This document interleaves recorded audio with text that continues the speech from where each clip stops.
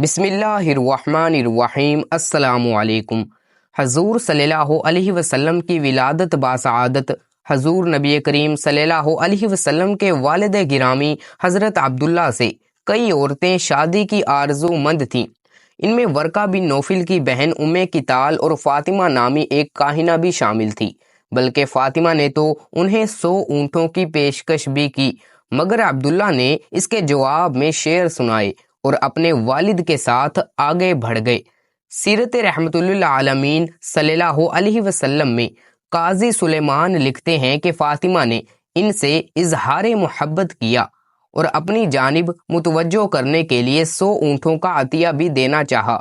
اس کے جواب میں حضرت عبداللہ نے جو اشعار پڑھے، ان کا ترجمہ بھی بڑا عمدہ ہے، جو حضرت عبداللہ کے خاندانی پس منظر اور شرافت اور نجابت کا اظہار اور اعلان کرتا ہے۔ عبداللہ نے جو اشعار پڑھے، ان کا ترجمہ یہ ہے: فعل حرام کے ارتکاب سے تو مر جانا ہی اچھا ہے، حلال کو بے شک پسند کرتا ہوں مگر اس کے لیے اعلان ضروری ہے۔ تم مجھے بہکاتی ہو اور پھسلاتی ہو، مگر شریف آدمی کو لازم ہے کہ وہ اپنی عزت اور دین کی حفاظت کرے۔ ایک دفعہ ام کتال نے دیکھا کہ عبد المطلب اور عبداللہ دونوں باپ بیٹے کہیں جا رہے ہیں۔ اس نے عبداللہ سے پوچھا، تم کہاں جا رہے ہو؟ وہ بولے، مجھے میرے والد ساتھ لے جا رہے ہیں، جہاں بھی لے جائیں میں وہیں چلا جاؤں گا۔ ام کتال کہنے لگی، کیا تم قربانی کے اونٹ ہو کہ تمہاری نکیل پکڑ کر جو چاہے جہاں چاہے لے جائے؟ اس پر آپ نے جواب دیا، یہ میرے والد ہیں، میں ان کی حکم عدولی کر سکتا ہوں، نہ ان کی جدائی برداشت کر سکتا ہوں۔ یہ کہہ کر وہ اپنے والد کے ساتھ آگے بڑھ گئے۔ وہ انہیں وہاب بن عبد المناف بن زہرہ کے پاس لے گئے، جو ان دونوں اپنے قبیلے بنو زہرہ کے سردار تھے۔ ان سے درخواست کی کہ وہ عبداللہ کو اپنی فرزندی میں لے لے، یعنی اپنی بیٹی آمنہ سے ان کی شادی کرا دیں۔ چونکہ دونوں خاندانوں کا تعلق بنو اسماعیل سے تھا، اس لیے وہب بن عبد المناف نے نہایت خوش دلی سے یہ رشتہ منظور کر لیا اور عقد ہو گیا۔ اس موقع پر خود سردار عبد المطلب نے سیدہ آمنہ کے چچا کی بیٹی خولہ بنت وحید سے شادی کی۔ حضرت حمزہ اور سیدہ صفیہ انہی کے بدن سے ہیں، اسی بنا پر حضرت حمزہ آپ کے خالہ زاد بھائی بھی ہیں۔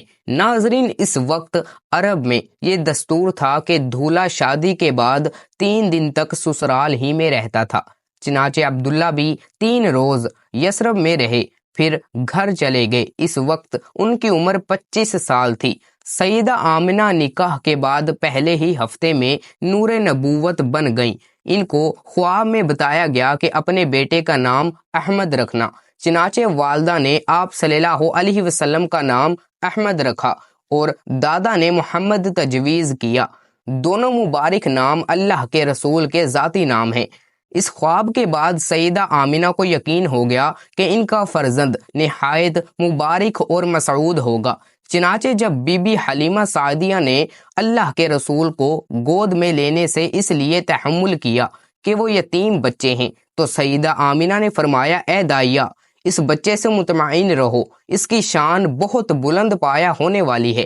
سردار عبداللہ شادی کے کچھ عرصے بعد ملک شام تجارت کے لیے تشریف لے گئے اور واپسی پر یثرب میں ٹھہر گئے کہ والد نے حکم دیا تھا کہ وہاں کھجوروں کا سودا کریں۔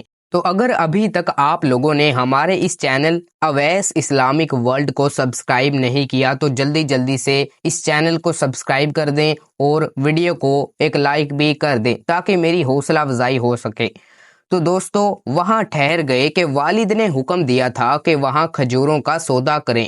آپ وہاں بیمار ہوئے اور عالم آخرت کو سدھار گئے۔ اللہ کے رسول کے والدین کہ اس مائی گرامی پر غور کیجئے۔ والد عبداللہ ہیں، والدہ آمنہ ہیں۔ اس دور کی تاریخ پر ذرا نظر دوڑائیں، ہر ذی شعور تعجب کرے گا کہ ایسے پاک نام کیوں رکھے گئے۔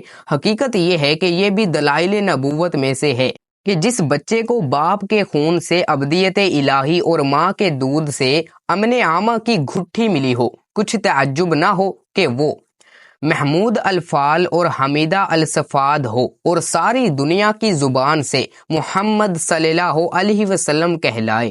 ناظرین، جب حضرت عبداللہ کا انتقال ہوا تو ہمارے پیارے رسول صلی اللہ علیہ وسلم ابھی شکم مادر ہی میں تھے۔ چنانچہ حضرت عبداللہ کی وفات کی خبر مکہ پہنچی تو سردار عبد المطلب نے اپنے بڑے بیٹے حارث کو خبر کی تصدیق کے لیے مدینہ بھیجا، جنہوں نے تصدیق کی۔ چونکہ آپ خاندان میں سب سے زیادہ عزیز تھے، اس لیے تمام خاندان کو سخت صدمہ ہوا۔ سیدہ آمنہ نے ان کی وفات پر بڑا درد انگیز مرثیہ کیا۔ حضرت عبداللہ نے ترکے میں 5 اونٹ، بکریوں کا ایک ریوڑ اور ایک لونڈی چھوڑی تھی، اس کا نام ایمن تھا۔ یہ سب چیزیں اللہ کے رسول کو ترکے میں ملی۔ ایمن کا اصل نام برکت تھا۔ انہوں نے رسول اللہ صلی اللہ علیہ وسلم کو گود میں کھلایا تھا۔ اللہ کے رسول ان کی بے حد عزت کرتے تھے۔ آپ صلی اللہ علیہ وسلم فرمایا کرتے تھے، میری والدہ کے بعد یہ میری ماں ہیں۔ حضور ان کے مکان پر تشریف لے جایا کرتے۔ ان کا پہلا نکاح عبید الحبشی سے ہوا تھا، جس سے ایمن پیدا ہوا۔ دوسرا نکاح زید بن حارثہ سے ہوا، اس سے اسامہ رضی اللہ تعالی عنہ پیدا ہوئے۔ اللہ کے رسول صلی اللہ علیہ وسلم اسامہ سے بے حد محبت کرتے تھے، انہیں اپنی اولاد کی طرح چاہتے تھے۔ سیدنا ابو بکر صدیق اور سیدنا عمر فاروق رضی اللہ تعالی عنہ بھی اپنی خلافت کے ایام میں ایمن کی زیارت کے لیے ان کے گھر جایا کرتے تھے۔ ناظرین، عربوں کے ہاں حرب، صخر، حمزہ اور طلحہ جیسے نام مشہور تھے، مگر یہ اللہ کی قدرت، اس کی شان اور اس کی مرضی تھی کہ نام مبارک محمد صلی اللہ علیہ وسلم رکھا گیا، اور بلا شبہ اس کائنات میں جتنی تعریف اور جتنا چرچا محمد کا ہے، محمد صلی اللہ علیہ وسلم کا ہے، اتنا کسی اور بشر کا نہیں ہوا۔ خانہ کعبہ کے سائے تلے عبد المطلب کے لیے ایک قالین کا ٹکڑا بچھا دیا جاتا تھا، جس پر احتراماً ان کے سوا کوئی دوسرا نہیں بیٹھتا تھا۔ ایک دن چھوٹی سی عمر میں محمد صلی اللہ علیہ وسلم آئے اور آ کر قالین پر بیٹھ گئے۔ کسی نے اٹھانا چاہا تو آپ نے انکار کر دیا، دوبارہ بیٹھ گئے۔ انہوں نے پھر منع کیا، شدت اختیار کی۔ ادھر عبد المطلب نے دیکھ لیا اور منع کیا کہ اس مبارک بچے کو نہ اٹھاؤ، اور بے اختیار کہنے لگے، یہ گھر پردوں والا، مرتبے والا ہے، اس کی عظمت کے اسباب میں سے ایک سبب یہ بچہ بھی ہے۔